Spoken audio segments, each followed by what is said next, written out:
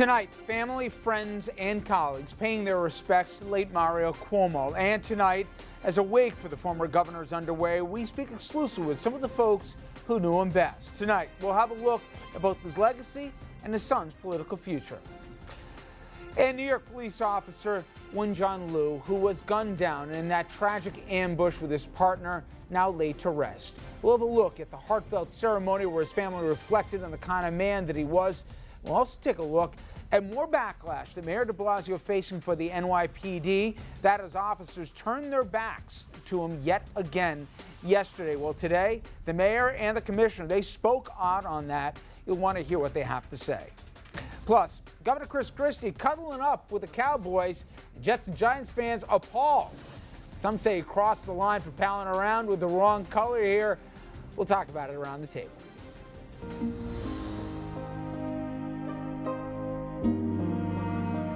Good evening and welcome to RFL. I am Richard French and thank you so much for joining us. Well, tonight we begin in New York City where people from many different walks of life, political parties and ethnicities, they're coming out to say goodbye to the late three-term governor, Mario Cuomo. This evening, Vice President Joe Biden, he'll be among those attending the wake in Manhattan for the late governor. Governor Cuomo, he passed away at his home on New Year's Day, just hours after his son, Governor Andrew Cuomo, was inaugurated for a second term. Well, today, our Dominic Carter, he attended the wake and spoke with some of those who knew Mario Cuomo best. Dominic? Richard, mourners lined up in the cold around the block for hours, with some in the crowd wearing Mario Cuomo campaign buttons along with their heavy winter coats. Many dignitaries today honoring the popular three-term governor and honoring his legacy. New York Senior Senator Charles Schumer was a member of the legislature under Mario Cuomo. Senator Schumer, you actually worked with the governor in Albany. Oh, yes, I worked with him in Albany all the time. He was an amazing guy. There would be two sides. They would seem intractable. He'd bring them in a room. He'd ask them, he wouldn't flatter them. He'd ask them pointed questions, and somehow he'd break them down and make a peace, and then everyone was happy. Oh, I'm sorry. What is the governor's legacy, Senator Schumer? At a time when people didn't have hope, in New York and in the country in a lot of ways, he provided it. And my little first vignette of him at work was 1975 as a new assemblyman. New York was broke. No one thought it could be solved. Ford to New York, dropped dead. And he came around and talked even to lowly little assemblymen like me and gave us the inspiration, the hope that we could get something done.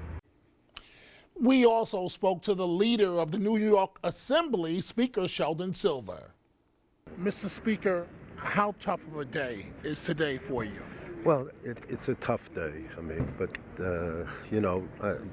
I guess Mario Cuomo will be remembered for a long time. I think, I, for one, who was in San Francisco in 1984, I actually have his picture and the speech that he made at the 1984 convention hanging in my office on the wall. So I've had that ever since I became Speaker. My first year as Speaker was his last year as Governor. So we interacted then, and we've interacted since then. During that time, as I said, he became a friend. You guys even played basketball together, correct? Played basketball together. We played one-on-one. We had and it reflected his personality. He was tough as a governor. He believed in what he believed in. Nobody will ever take that away from him, whether it was popular or unpopular. He stood by his guns. He was a guy who I'm proud to say was a friend and to some extent a mentor of mine. His legacy, Mr. Speaker? His legacy is all over the state of New York. I mean, he originally created the College of Nanotechnology, as he had it as such. It was his vision. We carried on his vision in beginning to fund the things that have grown in Albany to be the School of Nanotechnology and all of the private sector investments that have taken place since. That will be there as a legacy for him for a long, long time. And how is Cuomo's son, the current governor, holding up on an emotional level? Governor Andrew Cuomo was at the wake the entire day. And part of Mr. Cuomo, the first Cuomos Legacy, was also breaking down barriers. Governor's inside. How's he holding up this afternoon? Well, he seems to be holding up well. His whole family is there, you know, his mother, his sisters, his brother. And it's interesting, it's a family where, you know, he's not the biggest drawer in the room. Every one of them is an accomplished individual that has their own following. That's an interesting point. Yeah, it really is. And I think it's also a testament to Mario Cuomo himself and Matilda Cuomo, you know, his wife. You know, for someone like myself, you know, a second-generation Italian-American who grew up in Queens like they did, their family was really an inspiration for all of us, and it was, you know, the beginning of changing the image of Italian-Americans for everybody. And so we, as a community, are immensely What do you mean by proud. that? You know, there was always the idea that if you were, you know, an out-of-borough Italian, that you couldn't achieve, you know, the things that Mario Cuomo did, or his children. And in fact, he was a living example that we could do anything, and we wouldn't allow anybody to get in our way. So he was truly inspirational to many of us. And I want to show you a live picture. This is the wake itself right now. This is on 82nd and Madison. There'll be a wake both today and this evening. There was this today, and then tomorrow there'll be a private funeral ceremony for the family and close friends.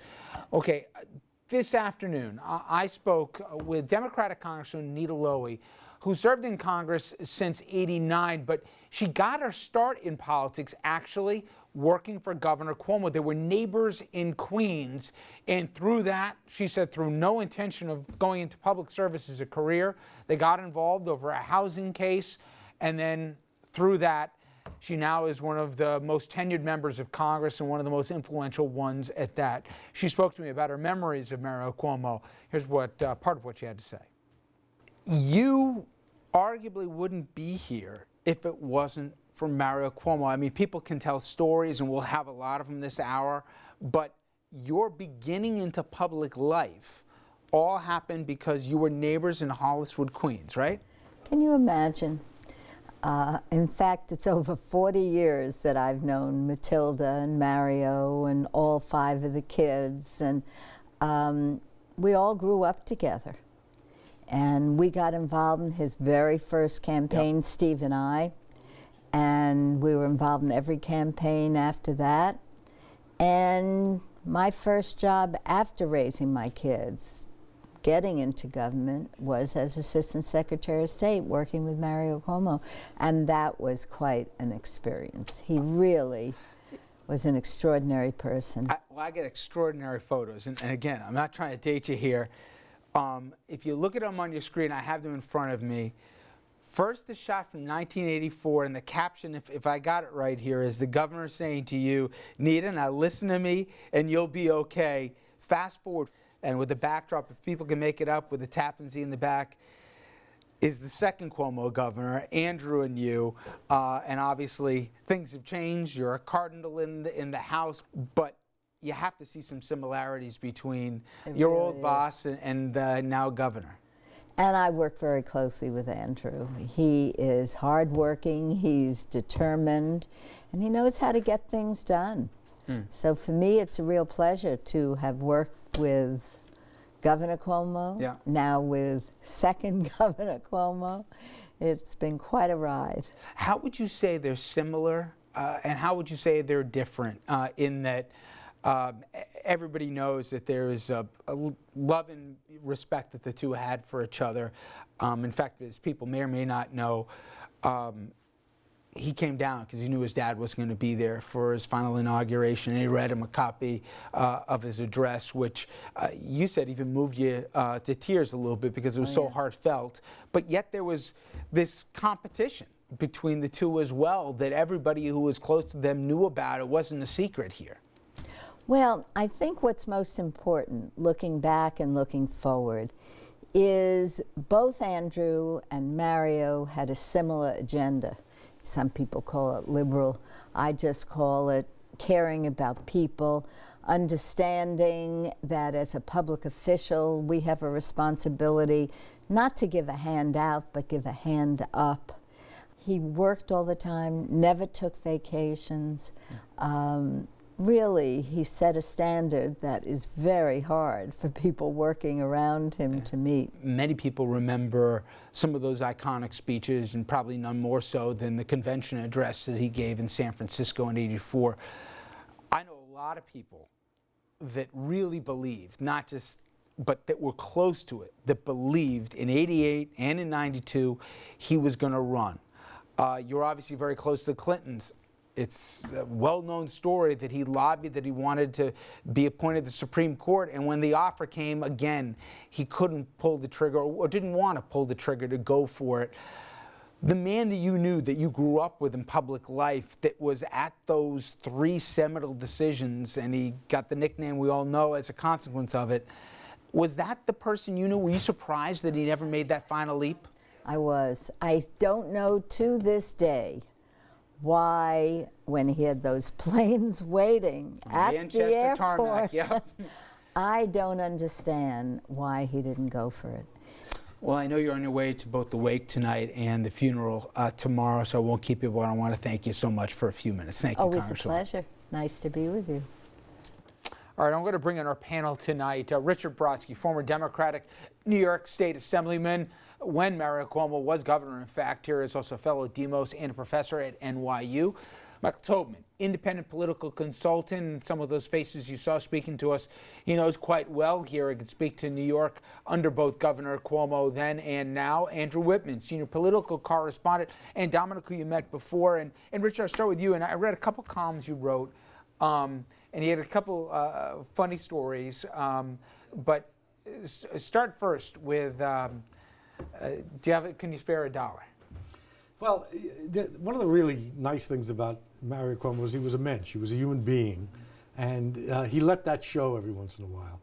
He was tough and he was political, but he enjoyed a good laugh at his own expense. There was a religious ceremony, one part of which was the passing of a small charitable box to put a symbolic amount of charitable work in. And it's being passed around the table. I'm sitting next to him. Everyone's watching. Everybody's watching. And as it's coming around towards him, he leans over and he says, "I don't have a red cent on me." I roll my eyes, I pull out a buck, and I hand him a buck under the table. He looks at the buck and turns to me and goes, "Shouldn't I give more?" You know, that kind of stuff. He also, he and I had a big fight about Westchester. I wanted to get the tolls off the two state right around roads election time, right? in '94 when he lost. And he couldn't resist. So it was unfair. Westchester had the only tolls on the state road, on the Hutch and on the Sawmill. Yeah. We got them removed. We had a symbolic destruction of the toll booths with sledgehammers and jackhammers, and he wasn't happy. He wasn't happy because he had lost. And as the ceremony was over, he picked up a sledgehammer and walked over to him, and he wasn't smiling. And he's holding a sledgehammer. He goes, "I think this is yours." Turns around and walks away. I still have the sledgehammer. You know, you also wrote about a story playing basketball, and some of the games were legendary. I also find it's interesting. It was like 150,000 people were there to watch Wilt Chamberlain, score 100 points. But I actually played a game also, and if you weren't prepped for it, and I played 5-on-5, you played a one-on-one game with him. The elbows came up really high. He had these horrible knee-high socks that went up to the knee, and by the way, so did his son. They never called a foul. The elbows were here. There were elbows, and he challenged me, finger in the chest. Because you play basketball at Brandeis. He said, I said, "Okay, you're on." And he said, 20 points. I said, 20 points. He said, "You give me 10 as a handicap. I'm old." I said, "All right." He said, "I picked the ref." I said, "All right." We show up. He picked Father Peter Young, the head of the Catholic Conference. I hadn't realized the mistake I made. Bam, boom, whatever. And Father Young is just sort of. Finally, I look at him. I go, and he turns around and walks away. And Mario walks over to me and says, "You should have known. Big mistake." That kind of stuff. He had a good. Yeah. He was fun to be with. What was he like to cover, Dom? Tough, fair, he would at least argue his point. If he felt you were worthy, I mean, to argue your point, he would argue it with you. And oh Lord, he would go on and on. Did you ever get a late night call off the I record? didn't get the late night call, and I didn't get the invitation to a basketball game. But what I did do, once we had went on together on a public affairs program, and I said something on the air that the governor did not like. Oh boy. So I'm in the men's room, and I'm standing there, right? Nature calls. And I look, a state police officer comes in, makes sure the bathroom is clear. He walks out, in walks the governor. And so I'm standing there, taking care of business, and the governor's standing there right next to me, lecturing me about how wrong I was in terms of what I just said. And that was my first time realizing that whatever you dish out to some of these politicians, be ready, because it may come back to you. Yep. And he was the type, one thing I give him credit for, I have never met a public official that can argue a point as good as Mario Cuomo, off the cuff. And Michael, what was that line? Campaign in poetry, but legislate in prose? You can't, right, exactly. And that was a bit of a shortcoming of his in the transition from poetry to prose, although he was a capable governor and he was a capable administrator. I was an intern in Albany in the early 90s, and his interest, the Assemblyman's story, it really was schoolyard talk, and that's the kind of guy that he was. He was interested, where did you grow up in New York City? Where did your parents grow up? Mine grew up in the Marlborough housing projects in Bensonhurst. He loved that, and across the street from Spumoni Gardens, which is a landmark over there, historic, still there. Great Sicilians, and he wanted to hear about that. I mean, I didn't have much to talk about. I was an intern in the state Senate when the Democrats had no role. In the end, and that's what he loved talking about: where your parents were from, where your grandparents from, how long you've been in this country, and it was a mensch conversation. In the end, I think his great lasting contribution is not in buildings and policies and programs.